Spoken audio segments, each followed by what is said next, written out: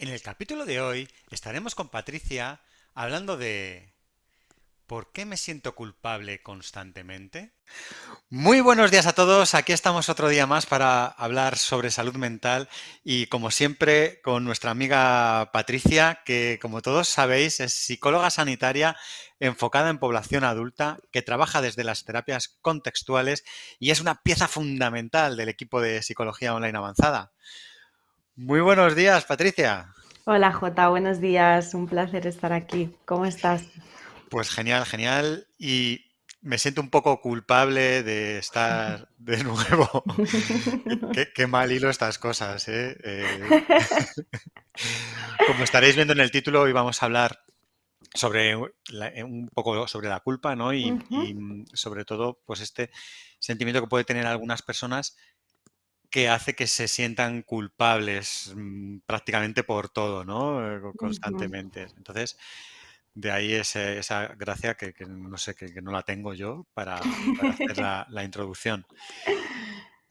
Que si quieres, Patricia, antes de meternos en harina, ¿por qué no nos cuentas qué es la culpa? Ujú. Efectivamente, vamos a hablar de esta emoción que en ocasiones es desagradable, bueno, siempre es desagradable de sentir, pero más aún cuando nos vemos involucrados en un bucle culpógeno casi constante en la vida. Vamos a empezar hablando de, sí, de qué es la culpa como tal. Ya sabes que tengo una manía y es que resalto que no hay emociones ni positivas ni negativas. Todas las emociones son útiles y están aquí por algo, porque nos resultaron útiles a lo largo de la historia de la evolución del ser humano y a día de hoy nos siguen resultando útiles. Entonces, no es que la culpa sea una emoción negativa. Negativa no es lo mismo que desagradable, es una emoción desagradable, pero que es útil y que por eso permanece en nuestro legado. Entonces, la culpa como emoción vinculada al malestar surge en situaciones en las que yo considero que he actuado de una forma que considero reprobable. Es decir, cuando yo siento que debería de haber actuado de otra forma o que debería de haber actuado o que no debería de haber actuado, ¿no? Fíjate que lo que tienen en común todo, lo que tienen en común todas estas situaciones es que hay una parte de juicio. De hecho, la culpa es una de las emociones que los psicólogos denominamos emociones autoconscientes. Esto implica que yo hago una acción, por decirlo así, emito una respuesta, una conducta, un lo que sea, y hay una parte de mí que está juzgando y que está evaluando mi proceder en esa situación en la que me he involucrado, mi actuación. ¿Qué ocurre? Que este juicio a veces puede ser más o menos consciente, pero siempre hay un juicio detrás, aunque yo sea un poquito menos consciente de que me estoy juzgando en realidad. Y además la culpa es una emoción de las que llamamos emociones sociales. ¿Por qué? Porque surgen en el transcurso de la socialización. Es decir, para que yo sienta culpa, tengo que haber interiorizado una serie de normas y valores socioculturales acerca de lo que es correcto y lo que es incorrecto. Si no, no existiría la culpa como tal por su propia definición, ¿no? Además, ¿para qué sirve la culpa? ¿No? Fíjate que el concepto de emoción viene del latín emovere, que significa movimiento. Es decir, toda emoción es una sensación interna que experimentamos y que nos debería de movilizar a la acción, a resolver eso que estoy sintiendo por dentro. Entonces, ¿cuál sería esta función movilizadora de la culpa? Pues justamente la culpa lo que nos está movilizando es hacia la conducta moral. Es decir, hacia la resolución de esa situación que yo he podido generar o en la que me he podido ver involucrada, a reparar los daños que se han podido producir o cuanto menos a reconsiderar mi conducta de cara al futuro, ¿no? Es decir, si yo he hecho esto y me he dado cuenta de que podría haberlo hecho diferente o que he generado algún daño, pues que esa culpa me moviliza en el futuro no repetir esa misma acción. Por lo tanto, podemos, creo, entonces estar de acuerdo de que la culpa en sí misma no es mala ni es maligna, sino que es una emoción muy útil y necesaria para poder convivir en sociedad, para poder tener un código ético que me permita relacionarme con los demás de una forma sana y sociable, por decirlo así. La salud mental es un tema muy delicado. Muchas veces dejamos pasar cosas que nos complican poco a poco la vida. Y acudiendo al psicólogo, damos un paso en cuidarnos y mejorar nuestro día a día. Psicologiaavanzada.es. Terapia online desde el salón de tu casa. Entra en nuestra web psicologiaavanzada.es y pide tu primera sesión gratuita.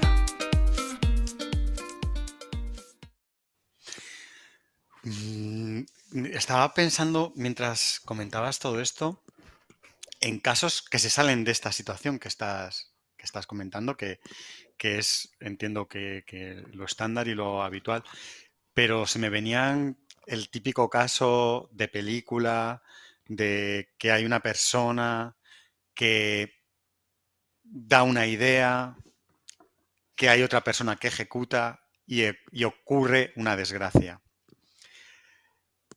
Esta persona da una idea, hay otra persona que toma acción y ocurre algo malo. La culpa es del que dio la idea, de lo que sea, ¿no? Y realmente a lo mejor no es culpable de nada, pero se siente así. Vamos, si quieres, ponemos algún ejemplo para que se entienda más claro, pero yo puedo dar una idea de hacer un juego, podemos jugar a no sé qué, y ese juego hace que una persona se caiga y se haga un daño, ¿no? Esa persona dice, bueno, es que propuse yo este juego. Si no hubiera propuesto este juego, no pasaría nada. ¿Esa culpa sirve de algo? O sea, ¿qué aprendizaje puede sacar? O sea, entiendo, por todo lo que has dicho antes, que hay otros, lo normal, ¿no? Que estoy haciendo un informe en el trabajo para un cliente y meto unos datos de una manera que hace que no consiga un proyecto, es culpa mía que he hecho esto mal y tenía que haber metido los datos de otra forma. La próxima vez aprendo y lo hago bien para no cometer ese error. Ahí hay un aprendizaje. Pero en este caso, que estamos hablando de una cosa que yo propongo algo, que la persona luego se siente culpable, ¿cómo ¿por qué se siente la gente culpable a veces por cosas en las que no es culpable en el fondo? Bueno, si yo me siento culpable es porque estoy evaluando, considerando que ha habido parte, que he tenido parte de responsabilidad en ese resultado que ha acontecido. Este juicio puede ser más o menos ajustado, puede estar realmente, puede ser un juicio bastante realista o puede ser más una idea que yo me construyo en base a mis tendencias interpretativas, en base a mi historia de vida, en base a muchas cosas, ¿no? Entonces, desde luego que todo juicio, por definición, no tiene por qué ser real, sino que es una interpretación de la situación. Bueno, en este ejemplo concreto que has puesto de esta persona que plantea un juego y al final otro ejecuta y sale mal, pues si esa culpa yo permito que ejerza su función y, oye, pues reparo el daño, por decirlo así, de, oye, pues hablo con la persona, oye, lo siento si al llevar esta idea práctica te has hecho daño, ha salido mal, no era mi intención, simplemente yo quería pasarlo bien un rato. Y aparte de eso, pues yo aprendo que, oye, que este juego no es válido porque hay personas que se ven lastimadas, pues oye, la culpa estaría ejerciendo su función. El problema es cuando esto yo lo extiendo a todo tipo de situaciones o cuando la culpa como tal no me moviliza a resolver la situación. De hecho, es ahí cuando se convierte en un problema.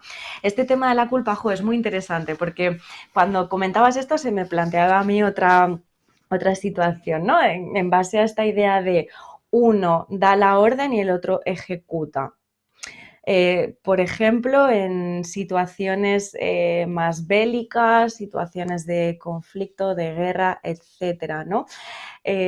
No quisiera profundizar muchísimo en esto, pero es muy interesante que para aquel que ejecuta esa orden, por ejemplo, estoy en un helicóptero y un cargo superior al mío me dice que tengo que pulsar el botón que va a desencadenar pues una bomba, un misil, lo que sea, ¿no?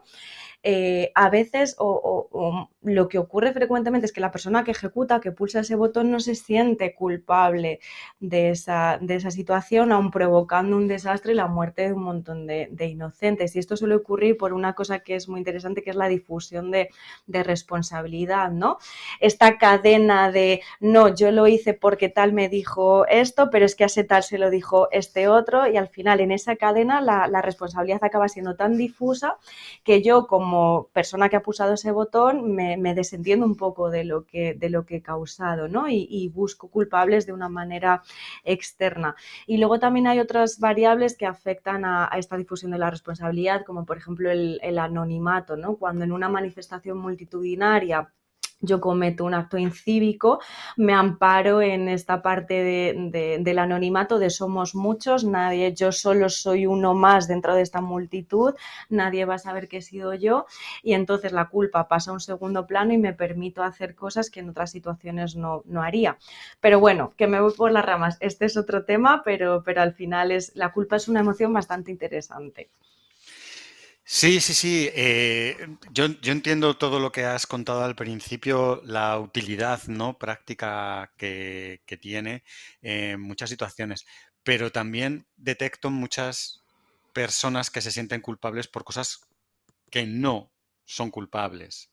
Ujú. Si yo te digo cuando vuelves a casa, no, hombre, no te vayas andando, coge mi coche y te doy las llaves de mi coche y te vas y tienes un accidente ese momento porque has cogido mi coche, la otra persona no sabemos sobre el accidente cómo ha sido, puede ser culpa del tercero en discordia, pero si yo me siento culpable porque si yo no le hubiera dado las llaves de mi coche y se hubiese ido andando, pues ese tipo de culpas no entiendo su utilidad y es muy frecuente, ¿no? Que la gente sienta esa culpa de, ay, no tenía que haber hecho esto y me siento culpable y ha sido culpa mía esta acción. Ujú. Depende de lo que yo me quede enredada en ese bucle, ¿no? Al final, aquí es realmente necesario hacer un análisis objetivo y realista de la situación. Del que yo le haya dado las llaves del coche realmente ha producido ese accidente. No, lo que ha producido ese accidente es el coche de adelante, o la propia persona ha tenido un descuido, lo que sea, pero yo con haberle dado las llaves del coche no puedo atribuir una relación de causa-efecto en el resultado que ha habido, ¿no? Fíjate que al final la culpa es una emoción que puede aparecer en un sinfín de situaciones, pero que en ocasiones puede haber un desajuste, ¿no? Puede convertirse en una culpa más disfuncional, por decirlo así, menos útil, porque se generaliza a todo tipo de situaciones. Y al final esto responde a una tendencia personal.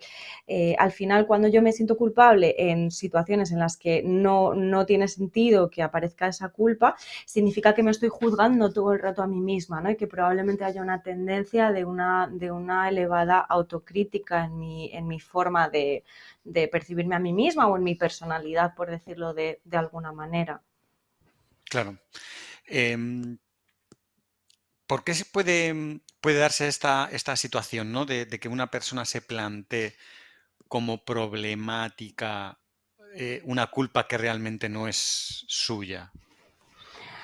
Como siempre, esto viene de cuando somos niños, de la infancia, del estilo educativo que hemos recibido, ¿no? De nuestro entorno familiar. Cuando una persona tiene una tendencia a sentirse culpable de una manera generalizada e inútil o disfuncional, lo que hay en el origen de todo esto es que en el entorno familiar muy probablemente se haya inducido a esa persona a hacerse cargo, a sentirse responsable de un montón de situaciones de las que realmente no tenía culpa o responsabilidad, ¿no? Es decir, cuando los padres tienden a responsabilizar a los hijos de cosas de las que no deberían de hacerlo porque son niños, ¿no? Y sobre todo ante circunstancias muy difusas en las que realmente el niño no puede hacer esta relación de causa-efecto, esta relación de, vale, esto ha ocurrido porque yo he hecho esto y le veo un sentido. Cuando esto ocurre en el entorno familiar de una manera muy continuada y muy difusa, al final ese niño crece un poco con esa idea de cualquier cosa que yo haga puede tener una consecuencia brutal, por decirlo de alguna manera, en mi entorno y por lo tanto tengo que tener cuidado, tengo que estar todo el rato controlando lo que hago y midiendo mi conducta, por decirlo así. Y si a esto le añadimos que en la familia, esa familia tienda a tener una rigidez en cuanto al código moral, es decir, esto está bien y esto está mal y punto. No tolero grises, no hay pasos intermedios, esto es tolerable y esto es completamente inaceptable. Cuando se inculcan estas ideas tan estrictas, es difícil que ese niño que cuando sea adulto crezca con una noción de más flexibilidad, ¿no? De bueno, las cosas no tienen por qué estar bien o mal, no son buenas o malas, sino que depende del contexto, depende de la intención, depende de miles de variables, ¿no? Es decir, esa persona va a ser una persona muy rígida que va a tender por ese patrón a adjudicarse la responsabilidad de cosas que realmente no estaban en su mano. Entonces, al final, esa persona va a basar toda su identidad, el quién yo soy, en cuanto al juicio que yo hago de mí misma. Voy a tender a ser muy autocrítica, porque es lo que yo he visto, porque es de la manera que me han educado. Y esa autocrítica constante va a llevar a que siempre va a haber un juicio de todo lo que hago y ese juicio en muchas ocasiones me va a llevar a sentirme culpable. Es decir, dos de los principales ingredientes que yo veo que puede haber detrás de una persona que tiende a experimentar culpa de una manera disfuncional son una elevada autocrítica y una rigidez extrema en cuanto a la forma de interpretar y de desenvolverse en el mundo. ¿Y cómo se siente esa persona que todo es culpa suya? Entiendo que eso que nosotros, que las personas que solo sienten culpa cuando tienen culpa, esa sensación es incómoda, ¿no? Ujú. Es una sensación desagradable, pero no la tienes constantemente, es una sensación que tienes a veces. Pero cuando una persona se siente prácticamente culpable por todo lo que ocurre a su alrededor, ¿cómo vive con esa sensación tan desagradable todo el tiempo? Pues esto puede ir muy de la mano con otro tipo de respuestas emocionales, de estrés, por ejemplo, porque todo lo que ocurra en mi entorno va a ser una situación potencialmente dañina para mí porque puedo causar algún mal. Entonces todo lo voy a vivir con muchísimo estrés y con una sensación de sobrecarga continua. También una parte de ansiedad de como yo no puedo controlarlo todo y yo lo quiero controlar por esa parte autocrítica, pues ahí aparece la ansiedad ante las situaciones de incertidumbre. También incluso puede llevar a situaciones de depresión, de oye, si es que haga lo que haga, hago las cosas mal porque me siento culpable por todo, ¿qué hago? Si es que no puedo hacer nada porque todo lo que hago está mal. Entonces, cuando hay este patrón, esta tendencia a experimentar culpa por esta autocrítica, por esta rigidez, creo que es importante que podamos trabajarlo, si la persona no lo puede hacer de forma autónoma, pues en terapia para prevenir el que se den otro tipo de situaciones como las comentamos, ¿no? De una situación más depresiva, de estrés, de ansiedad, etcétera. Claro. ¿Y cómo se tratan estos casos? Una persona que está teniendo estas dificultades, ¿cómo, cómo se lleva esto en terapia? Si nos puedes dar al menos unas pinceladas, ¿no? Ujú. Sí, sí, sí, unas cuantas pinceladas. Pues en primer lugar, creo que es importante el que la persona pueda entender por qué le ocurre lo que le ocurre. Esto, bueno, se aplica a toda situación terapéutica, ¿no? Pero creo que es fundamental el que yo pueda entender por qué me siento culpable por todo continuamente, de dónde viene esto. Cuando yo entiendo que esto tiene un origen y que ese origen no es que esté en mí, sino que está en mi historia de vida, eso suele generar mucho, mucho alivio y es un importante antídoto contra la culpa, el que yo pueda entender que esto tuvo un origen seguramente de carácter familiar, relacional, en esa parte más educativa. Por otra parte, importante trabajar sobre la raíz del problema que decíamos, no solo sobre la culpa como tal o sobre las situaciones que me generan culpa, sino sobre esa parte de tendencia a la autocrítica, la rigidez en cuanto a lo que tiene que estar bien y lo que tiene que estar mal. El objetivo sería trabajar fomentando la flexibilidad psicológica de esa persona. Y también con esa parte de arriba que comentábamos de la culpa, ¿no? De trabajar en cuanto a la gestión emocional, la gestión que yo hago de esa emoción, que me permita regular cómo me siento y generar una respuesta más adaptativa en esas situaciones en las que me siento culpable. Qué interesante, qué interesante. Me imagino que, como dices, ¿no? En cuanto la persona ve el origen, ¿no? de que está provocando todo esto, empezará a entender un poco lo que le ocurre Ujú, y empezar a dar pasos, ¿no? a esa mejoría que se busca. ujú, ¿Hay algo más que quieras añadir sobre el tema de la culpa? Que me parece apasionante. Es que podríamos, sobre todo sacando ejemplos, ujú, hablar sobre muchas cosas. Y es algo que también se utiliza mucho, ¿no? Pues, se me ocurren un montón de ejemplos de películas, de series, de tal, que se basan un poco en la culpa, ¿no? ujú. Sí, sí, efectivamente. Y un montón de investigaciones y experimentos muy, muy ilustrativos. Pues me parece que es fundamental hacer un trabajo terapéutico aquí de cara, porque fíjate como decíamos que esto está muy, muy, muy vinculado a la identidad. Si yo me siento la responsable de todas las desgracias que pasan en el mundo, es que soy una mala persona. Es muy fácil hacer esa asociación de ideas, ¿no? Que no es realista, pero que es fácil de tener esa asociación. Entonces creo que son situaciones en las que cuando esa persona ya está llegando a un punto en el que esto le está repercutiendo a nivel de tranquilidad, a nivel de su vida diaria, ¿no? De cómo se relaciona con los demás, de cómo toma decisiones, etcétera, creo que es muy importante que lo podamos trabajar en terapia. Claro.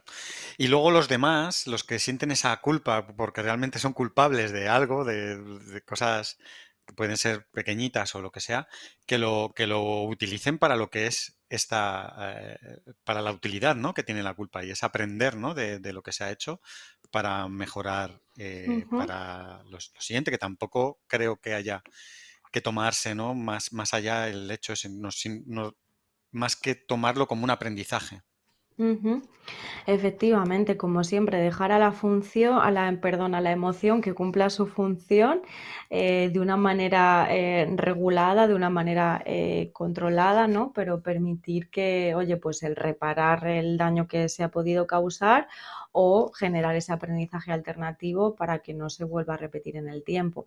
Y también, sobre todo, creo que es muy importante el que podamos mirarnos a nosotros mismos con amabilidad, ¿no? Somos humanos, no somos perfectos, porque si no seríamos robots, y todos somos susceptibles de equivocarnos, de cometer un error, de hacer daño a otras personas sin querer hacerlo. Entonces creo que es muy importante que podamos tener este foco siempre presente de soy humana, me puedo equivocar, me he equivocado, vale, reparo el daño o aprendo para una situación, pero puedo permitirme equivocarme al igual que lo hacen el resto de personas. De hecho, esta parte de intervención en la terapia es fundamental, lo que se llama autocompasión, esa mirada más amable hacia uno mismo. Genial. Pues Patricia, muchísimas gracias por darnos esta visión, ¿no? de la culpa y esperamos que le pueda ser de utilidad a los que nos están escuchando. Y nos vemos pronto en un próximo capítulo. Nos vemos pronto. Un abrazo fuerte, Jota. Chao, chao, chao. La salud mental es un tema muy delicado. Muchas veces dejamos pasar cosas que nos complican poco a poco la vida y acudiendo al psicólogo damos un paso en cuidarnos y mejorar nuestro día a día. Psicologiaavanzada.es Terapia online desde el salón de tu casa. Entra en nuestra web psicologiaavanzada.es y pide tu primera sesión gratuita.